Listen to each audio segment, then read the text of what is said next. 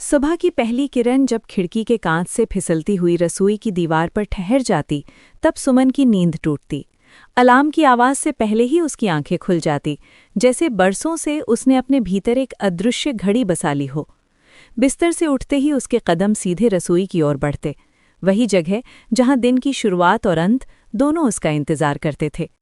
चूल्हे पर चढ़ता दूध, गैस की नीली लौ और बर्तनों की खनक, यही उसका संसार था। इस संसार में कहीं कहीं उसके सपनों की राख बिखरी थी, जिसे वो रोज अनदेखा कर देती थी। सुमन की उम्र 40 के आसपास थी, पर चेहरे पर उम्र से पहले आई थकान की रेखाएं साफ दिखती थीं। शादी को 15 साल हो चुके थे। पति विजय एक निजी कंपनी में काम करता था, जिम्मेदार मगर अपनी ही दुनिया में डूबा हुआ। 2 बच्चे, बड़ा बेटा आरव और छोटी बेटी नंदिनी, स्कूल जाते, होमवर्क करते और अपनी अपनी जिद्दों के साथ बड़े हो रहे थे। सुमन के दिन बच्चों की समय सारणी, विजय की पसंद नापसंद और सास की अपेक्षाओं के बीच बटे रहते। इन सब के बीच अगर कुछ खो गया था तो वो थी सुमन खुद। कभी वो भी सपने देखा करती थी। कॉलेज के दिनों में उसकी आंखों में रंगों की चमक हुआ करती थी। उसे चित्र बनाना पसंद था, ऐसे चित्र जिनमें स्त्रियां खुली हवा में सांस लेती दिखती थीं। उनके बालों में आज़ादी की खुशबू होती थी। उसकी सहेलियां उसकी तारीफ करतीं। प्रोफेसर कहते कि अगर मेहनत करे तो वो एक दिन नामी कलाकार बन सकती है। मगर शादी की तारीख तय होते ही कैनवस अलमारी के कोने में रख दिया गया। ससुराल की दहलीज पर कदम रखते ही उसे समझा दिया गया कि अब उसके कर्तव्य बदल गए हैं। सपनों का जिक्र करना भी जैसे एक तरह की नादानी बन गया। उस दिन भी सब कुछ वैसा ही था। विजय ऑफिस के लिए निकलने की जल्दी में था। नाश्ता टेबल पर रखते हुए सुमन ने पूछा, आज शाम को जल्दी आओगे? विजय ने मोबाइल से नज़र हटाए बिना कहा, देखते हैं, काम है। यही जवाब वो बरसों से सुनती आई थी। बच्चों को स्कूल बस तक छोड़कर वो लौटी तो घर में एक अजीब सी खामोशी फैल गई। सास अपने कमरे में पूजा कर रही थी। सुमन ने झाड़ू उठाई। फर्श पर फैली धूल को समेटते हुए उसे लगा जैसे वो अपने भीतर की उलझनों को भी बुहार रही हो। दोपहर तक काम निपटाकर वो थोड़ी देर बैठी। खिड़की से बाहर देखा, पड़ोस की सीमा आंटी छत पर पौधों को पानी दे रही थीं। सुमन को याद आया कि कभी उसने भी गमले लगाए थे। फूल उगाने का शौक था उसे, मगर बच्चों के छोटे होने और घर के काम बढ़ने के साथ वो शौक भी सूख गया। उसने अलमारी खोली, पुराने कपड़ों के नीचे से एक फाइल निकाली। उसमें उसके बनाए कुछ स्केच थे, पीले पड़ चुके कागज, मगर रेखाएं अब भी जीवित थीं। उसने एक चित्र निकाला, देर तक देखती रही। आंखों में नमी आ गई। शाम को जब बच्चे लौटे, घर फिर से शोर से भर गया। नंदिनी ने जिद की कि उसे डांस क्लास ज्वाइन करनी है।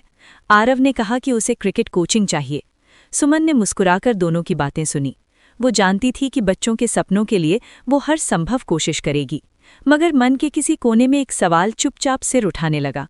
उसके सपनों का क्या? उसने उस सवाल को दबा दिया, जैसे वो हमेशा करती आई थी। रात के खाने के बाद सुमन बर्तन धो रही थी। हाथ पानी में थे, मन कहीं और भटक रहा था। तभी विजय ने कहा, कल ऑफिस में फैमिली फंक्शन है, तुम्हें भी आना है। सुमन ने हल्की सी खुशी महसूस की। शायद वहां उसे लोगों से मिलने का मौका मिलेगा, घर से बाहर निकलने का। मगर अगले ही पल विजय ने जोड़ दिया, सादा कपड़े पहनना, ज्यादा सजने की जरूरत नहीं। सुमन की खुशी फिर से सिमट गई। रात को बिस्तर पर लेटते हुए वो नींद का इंतजार करती रही। छत की ओर देखते देखते उसे लगा जैसे उसके भीतर कोई आवाज धीरे धीरे बोल रही हो, अब और कितना दबाओगी? उसने करवट बदली। बरसों बाद उसने तय किया कि वो उस आवाज को पूरी तरह चुप नहीं कराएगी। शायद अभी नहीं, मगर एक दिन। उस दिन की उम्मीद के सहारे उसकी आंखें बंद हुईं। अगली सुबह भी सुमन उसी तयशुदा लय में जागी, मगर भीतर कुछ बदला हुआ था। जैसे बरसों से बंद किसी कमरे की खिड़की थोड़ी सी खुल गई हो और ताज़ी हवा ने चुपके से प्रवेश कर लिया हो। चाय बनाते समय उसने महसूस किया कि आज उसके हाथ कांप नहीं रहे थे, बल्कि मन कहीं ज्यादा सजग था। बच्चों को तैयार करते हुए, सास की दवाइयां समय पर देते हुए वो हर काम कर रही थी, मगर भीतर एक सवाल लगातार गूंज रहा था, क्या यही सब कुछ है? दोपहर को सास ने पड़ोस की महिलाओं के साथ भजन कीर्तन रखा था। सुमन ने चाय नाश्ते की व्यवस्था की, मुस्कुराती रही, मगर बातचीत के बीच जब एक महिला ने कहा, आजकल की औरतें घर संभालना ही भूल गई हैं, तो सुमन का दिल जोर से धड़क उठा। वो कुछ कहना चाहती थी, मगर शब्द गले में अटक गए। उसने देखा बाकी महिलाएं सिर हिला रही थीं। उस पल उसे एहसास हुआ कि समाज की ये खामोश सहमति ही उसकी सबसे बड़ी बेड़ी है। कीर्तन के बाद जब सब चली गईं, सुमन थकी हुई कुर्सी पर बैठ गईं। सास ने कहा, बहू, घर अच्छे से संभालती हो, भगवान तुम्हें खुश रखे। ये एक तारीफ थी, मगर सुमन को उसमें भी एक सीमा महसूस हुई। खुशी की परिभाषा सिर्फ घर तक सीमित। उसने चुपचाप सिर झुका लिया। शाम को बच्चों का होमवर्क कराते हुए नंदिनी ने रंगीन पेंसिलें निकाली। सुमन की नज़र उन पर टिक गई। नंदिनी ने कहा, माँ, ड्राइंग पीरियड है, आप मदद करोगी? सुमन ने पेंसिल हाथ में ली। जैसे ही उसने कागज पर पहली रेखा खींची, समय ठहर सा गया। बरसों बाद वो फिर से रंगों से बात कर रही थी। नंदिनी खुशी से ताली बजाने लगी। माँ, आप तो बहुत अच्छा बनाती हो। इस तारीफ ने सुमन के भीतर कुछ तोड़ दिया, या शायद कुछ जोड़ दिया। उस रात उसने अलमारी से अपने पुराने स्केच फिर निकाले। देर तक उन्हें देखती रही। उसे याद आया कि कभी उसने एक प्रदर्शनी देखने का सपना देखा था, अपनी पेंटिंग्स दीवारों पर टंगी देखने का सपना। उसने खुद से पहली बार पूछा, क्या अब बहुत देर हो चुकी है? अगले दिन वो सब्जी लेने बाजार गई। वहां एक पोस्टर लगा था, महिला कला वर्कशॉप, हर उम्र की महिलाओं के लिए। सुमन कुछ देर वहीं खड़ी रही, दिल तेज धड़क रहा था। घर लौटते समय पोस्टर की पंक्तियां उसके साथ चलती रहीं। रात को खाने के बाद उसने हिम्मत जुटाई। विजय टीवी देख रहा था। सुमन ने कहा, मैं एक आर्ट वर्कशॉप ज्वाइन करना चाहती हूँ। विजय ने हैरानी से देखा, फिर हंस दिया। इस उम्र में तुम्हें फुर्सत कहाँ है? शब्द साधारण थे, मगर उनमें अविश्वास छिपा था। सुमन ने कुछ नहीं कहा, मगर इस बार उसने बात को भीतर दबाया नहीं। वो जानती थी कि रास्ता आसान नहीं होगा। घर, समाज और अपने ही डर, तीनों से लड़ना पड़ेगा। मगर अब उसने तय कर लिया था कि वो सिर्फ जिम्मेदारियों की परछाई बनकर नहीं जिएगी। खामोशी के भीतर उठती वो आवाज़ अब उसे आगे बढ़ने को कह रही थी।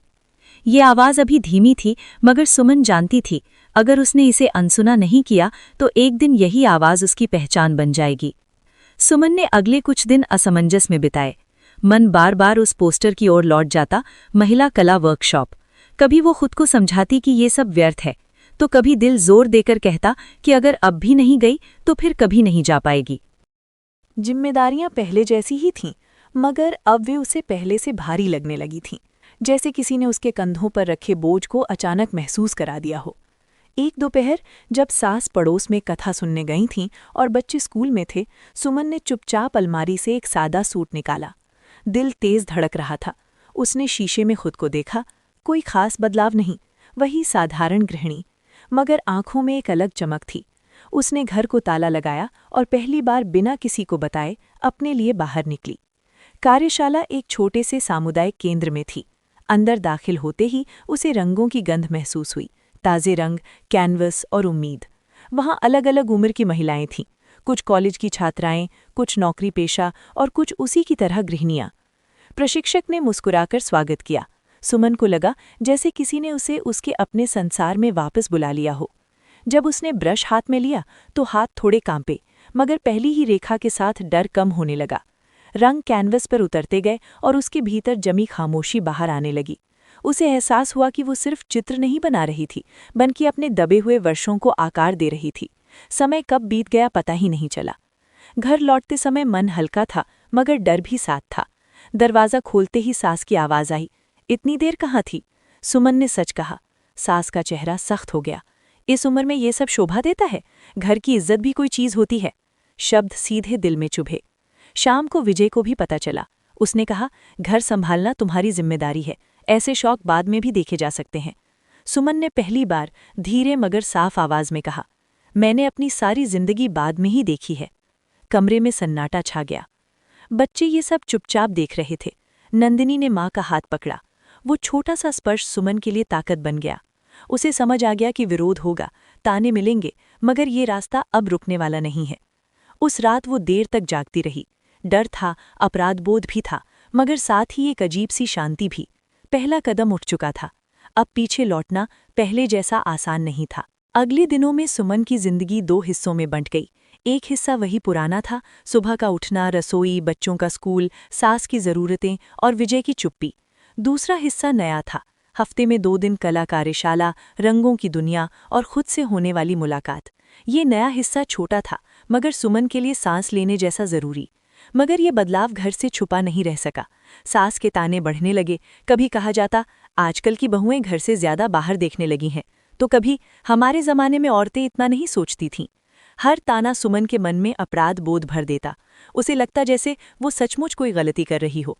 कई बार उसने तय किया कि वो कार्यशाला जाना छोड़ देगी ताकि घर में शांति बनी रहे। विजय भी बदल गया था। वो कम बोलता, ज्यादा दूरी बनाए रखता। एक रात उसने साफ कहा, मुझे नहीं पसंद कि लोग मेरे बारे में बातें करें कि मेरी पत्नी घर छोड़कर शौक पूरे कर रही है। ये सुनकर सुमन को गुस्सा नहीं आया, बस एक गहरी थकान महसूस हुई। उसने पूछा, और मेरे बारे में लोग क्या कहते हैं, इससे ज्यादा जरूरी ये नहीं कि मैं क्या महसूस करती हूँ? विजय के पास कोई जवाब नहीं था। कार्यशाला में हालांकि माहौल अलग था।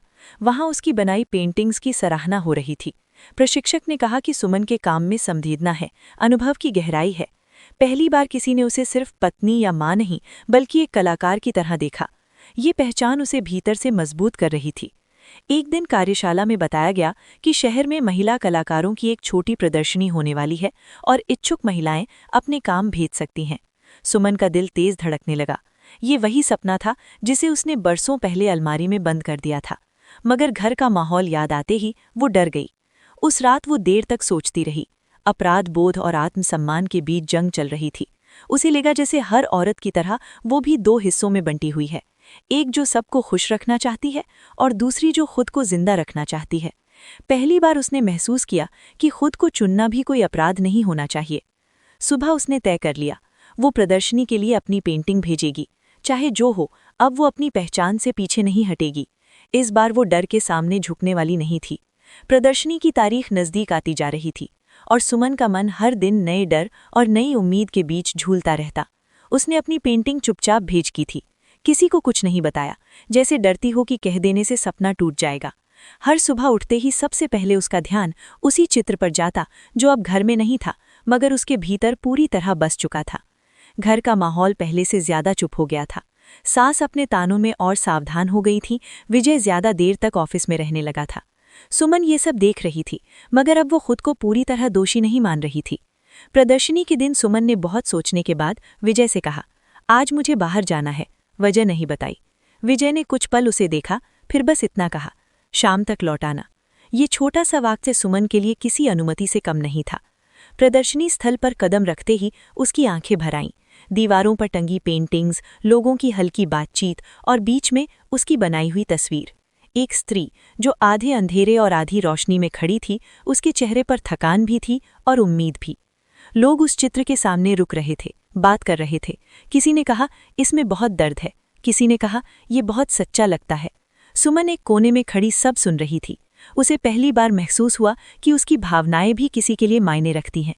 उसी शाम घर लौटते वक्त उसके हाथ में एक छोटा सा प्रमाण पत्र था, विशेष सराहना। ये कोई बड़ा पुरस्कार नहीं था मगर उसके लिए पूरी जिंदगी के बराबर था। घर पहुंचते ही सास ने पूछा, कहाँ गई थीं? सुमन ने शांत स्वर में कहा, अपनी पेंटिंग की प्रदर्शनी में। कमरे में सन्नाटा छा गया।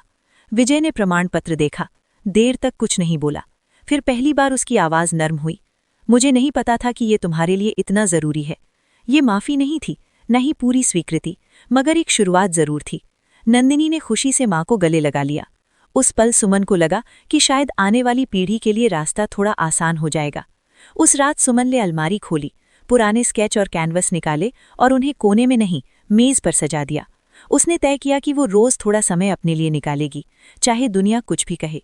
उसके सपने अब दबे हुए नहीं थे, वे सांस लेने लगे थे। ये कहानी किसी असाधारण जीत की नहीं थी, बल्कि एक साधारण स्त्री के खुद को पहचानने की थी।